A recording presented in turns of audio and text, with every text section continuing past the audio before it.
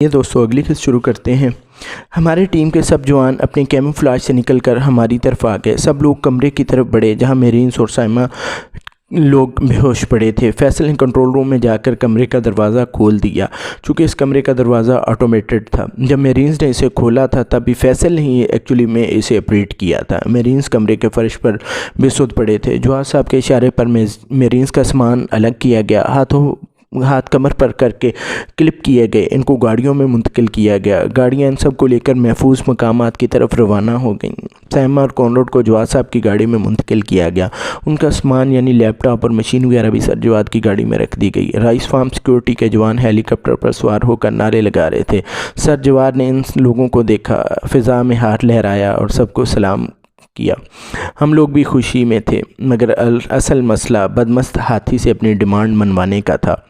مگر ہماری یہ کامیابی تھی کہ ہم نے دنیا کے بہترین سپائی پرسنز کو دھوکہ دیا تھا، میرینز کو زیر کیا تھا، اس کے ساتھ ساتھ امریکہ کو آنکھیں دکھائی تھیں اور زمین چاٹنے پر مجبور کیا تھا۔ سر جواد کے ڈرائیور نے گاڑی باہر نکالی۔ میجر بھی میرے ساتھ سر جواد کی گاڑی میں تھا۔ میں نے گلزار کو فون کر کے لاہور پہنچنے کے لیے کہا اور کامیابی کی خبر دی۔ فضائیہ کے جوان ہیلی کاپٹرز کو محفوظ مقامات پر منتقل کرنے کے لیے آ چکے تھے۔ صبح 5 بجے ہم لاہور واپس پہنچ چکے تھے، ایک سیف ہاؤس کے حال میں موجود تھے۔ گلزار بھی ہمارے ساتھ تھا۔ سائمہ کی ٹیم بھی گرفتار کی جا چکی تھی۔ جواد صاحب نے گلزار کو کہا سائمہ کو ہوش میں لاؤ۔ گلزار نے اپنی کارروائی شروع کی۔ میں اور میجر اس دوران ہاتھ منہ دھونے اور فریش ہونے کے لیے چلے گئے۔ واپس آنے تک سائمہ جہاں بھی ہوش میں آ چکی تھی اور ایک کرسی پر جکڑی ہوئی تھی اور چھت کو گھور رہی تھی۔ سر جواد میری طرف دیکھ کر مسکرائے، بولے ارسل آگے ہیں، اپنی ساس صاحبہ سے ملاقات کریں۔ میں مسکراتا ہوا سائمہ کے سامنے جا کھڑا ہوا، ہاتھ کے اشارے سے نوابی سلام عرض کیا۔ سائمہ نے میری طرف ایک نظر دیکھا اور دوبارہ چھت کی طرف دیکھنے لگی۔ بڑا عجیب منظر تھا، سائمہ کی بے بسی عروج پر تھی۔ جواد صاحب نے کہا سائمہ ماضی بھول جاؤ، مجھے کچھ سوالوں کے جواب چاہیے، ابھی اور اسی وقت شرافت سے بتا دو، یا پھر تم جانتی ہو کہ کیا ممکن ہے۔ سائمہ اب بھی خاموش رہی۔ جواد صاحب نے پوچھا کہ ناکامی کی صورت میں آپ لوگوں نے کہاں جانا تھا؟ کیا یہ بات ٹھیک ہے کہ آپ نے انڈیا جانا تھا؟ سائمہ نے بھی اختیار ہاں میں سر ہلا دیا، ہاں ہم نے انڈیا ہی جانا تھا۔ جواد صاحب بولے سائمہ میری بات مان کر تم ٹھیک کر رہی ہو، اب یہ بتاؤ کہ تمہارا ہندوستان میں ٹھکانہ کہاں تھا، تمہارے دوستوں کا ٹھکانہ بتاؤ۔ سائمہ نے جواب دیا ہم نے 105 ہارلے اسٹریٹ ممبئی جانا تھا۔ گڈ، سائمہ تم ٹھیک جا رہی ہو۔ اور ہیلی کاپٹرز کہاں اترنے تھے؟ جی ہیلی کاپٹرز امرتسر میں ایک گنیش نام کا کیٹل فارم ہے، وہاں پر کافی جگہ بنائی گئی ہے، وہاں پہ اترنے تھے۔ سائمہ دوبارہ سوچ لو، تم غلط بیانی تو نہیں کر رہی؟ سر جواد نے پوچھا۔ اگر کوئی بات غلط ہوئی تو تمہارا آئندہ زندگی جہنم بن جائے گی۔ سائمہ نے کہا نہیں مسٹر جواد، مجھے اس سے کوئی فائدہ ملنے والا نہیں، میں سچ بول رہی ہوں۔ جواد صاحب نے الماری سے ایک خاص ساخت کا ٹرانسمیٹر نکالا اور کسی اقبال نامی شخص کو فون کیا۔ Iqbal are you ready? جواب یقیناً یس میں ہی تھا۔ جواد صاحب نے کہا اقبال تمہارا اندازہ ٹھیک تھا، 105 بارلے اسٹریٹ کا نشان اگلے 1 گھنٹے میں صفحہ ہستی سے مٹ جانا چاہیے، اور اس دفتر کا تمام سٹاف جہاں ہے جیسے ہے دستیاب ہے، ختم کر دو۔ یہ راہ کا ایک ٹھکانہ ہے جو ہمارے خلاف کام کر رہا ہے۔ اس کے ساتھ ہی جواد صاحب نے بات ختم کر دی۔ جواد صاحب کا چہرہ سرخ ہو چکا تھا لیکن جلدی نارمل ہو گیا۔ میجر اور میری طرف دیکھ کر مسکرائے تو میری جان میں بھی جان آئی۔ میں نے جواد صاحب کو اس روپ میں پہلی مرتبہ دیکھا تھا، بے شک وہ ایک بہترین اسپائی ثابت ہوئے تھے۔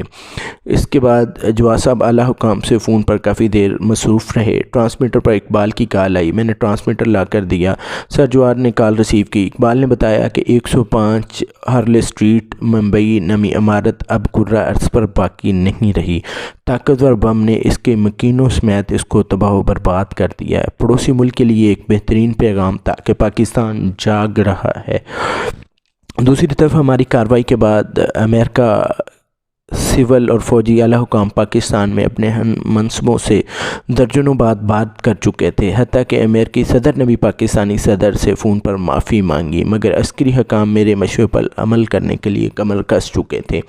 بالا آخر کئی دن کی میٹنگز، دھمکیوں، اسٹیٹ سیکرٹری کے ناکام دورہ پاکستان کے بعد امریکہ نے اپنے کمانڈوز کے بدلے پاکستان کو ایک بہترین پیکیج دیا، جس میں کچھ جدید ہیلی کاپٹرز، ریڈار سسٹم اور پاکستان کی ضرورت کا بہت کچھ شامل تھا۔ شاید آئندہ امریکہ یا کسی بھی دشمن کے لیے اسلحہ ٹیکنالوجی کا استعمال کرنا اب پاکستان میں ناممکن ہو گیا تھا، چونکہ یہ جدید ریڈارز جو ہیں اسلحہ طیاروں کو، اسلحہ ہیلی کاپٹرز کو دیکھ سکتے تھے، ان کا پتہ لگا سکتے تھے۔ ڈیل اس ہاتھ دو اس ہاتھ لو کے بنیاد پر ہوئی۔ ہمارے ماہرین نے کمانڈوز کو خاص انجیکشن لگا دیے تھے۔ اب یہ لوگ امریکہ کی مزید خدمات سے قاصر تھے۔ سائمہ اور کونرڈ کو عدالت نے سزائے موت دی تھی۔ ہم نے پاکستان کو توڑنے کا خواب دیکھنے والے دشمنوں کو ضرب کاری لگائی تھی۔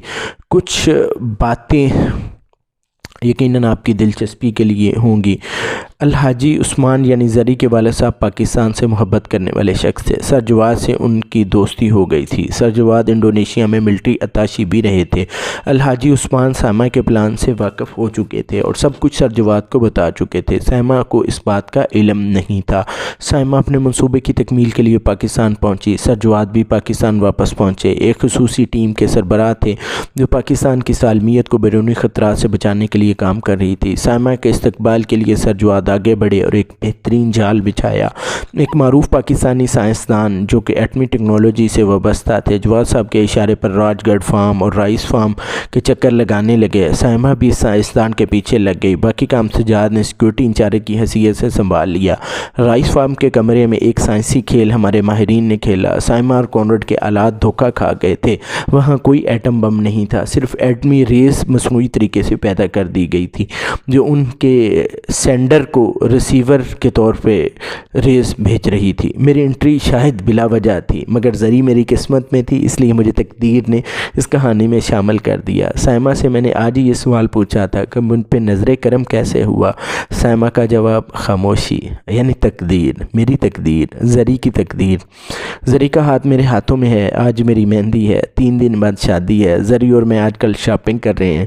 سر جواد نے چیک جو کافی بڑا دیا ہے، اوپر سب کو یہی معلوم کہ سب کچھ میں نے کیا ہے، سب ریوارڈ میرے کھاتے میں ہے۔ آپ کے پاس ٹائم ہو تو میری طرف سے دعوت عام ہے شادی کے۔ دوستو، آخری قسط تھوڑی لمبی ہو گئی تھی، لیکن آپ بھی سمجھ چکے ہیں کہ اس قسط کے ساتھ کہانی کا اختتام ہو گیا ہے۔ اللہ تعالیٰ آپ کو خوش اور آباد رکھے۔ انشاءاللہ ایک نئے ناول کے ساتھ جو کہ بہت ہی زبردست ہوگا، اس میں بڑا سارا تجسس ہوگا، تو انشاءاللہ نئے ناول کے ساتھ میں جلد آپ کی خدمت میں حاضر ہوں گا۔ اللہ حافظ۔